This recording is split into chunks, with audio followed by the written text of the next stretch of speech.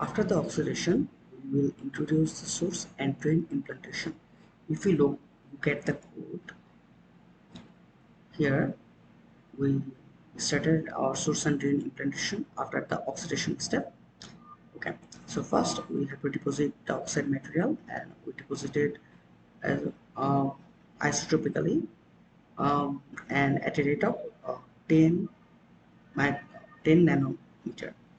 We use the photomask source, and if we look at the mask length of source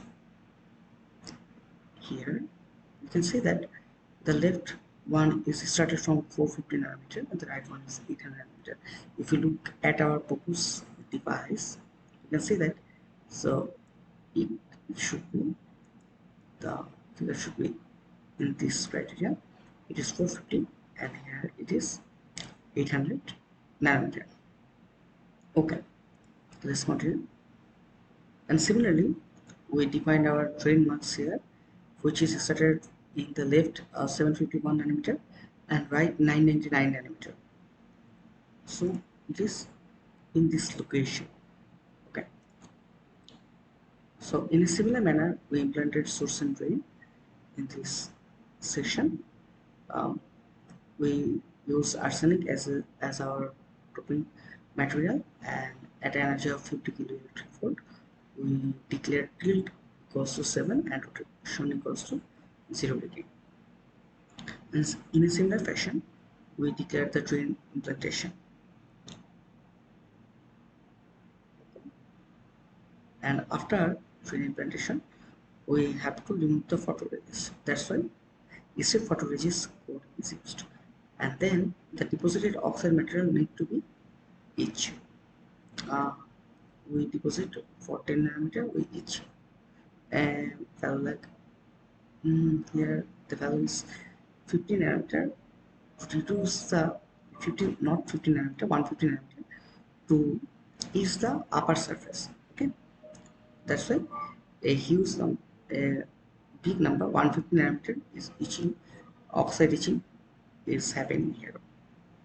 After that, you can see here we use source and drain annealing. To use source and drain annealing, we declare two gas, inert and plus derivation. The inert gas is nitrogen gas, and the plus DRV gas is oxygen gas.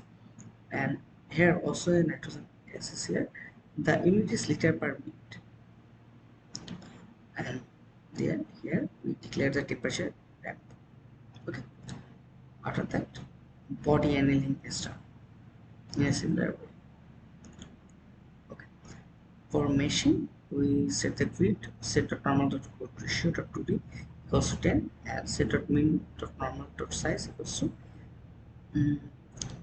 here it is 0.03 parameter. So it's quite densely meshed. Okay.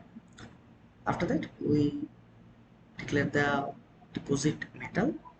Here the metal is aluminum is used as a metal, so we deposit material as aluminum, and it's isotopically deposited. After that, after the deposition, we etch the aluminum using the mask metal. Okay, here we didn't use the photomask because as in this case we didn't use any implantation. Okay, so we don't need to use photomask in this section. After etching the aluminum material, then we deposit oxide isotopically, then etch the material oxide for insulation. Why this line of course is necessary? To introduce this part, we have to make isolation between the we are declaring this part as a gate electrode, we're declaring this part as a source electrode, and we declare this aluminum part as a drain electrode. Okay, so that's why we need to make an insulation between source electrode and gate electrode. Here is a gate electrode, here is a source electrode, because they are both touching the source implantation. Okay, if with insertion, the IDPG or other characteristics will be filled. So next we need to declare the device mesh, and then we have to set the contact. The contact is set as like it. This aluminum part is gate, this aluminum block is source, and this aluminum block is drain.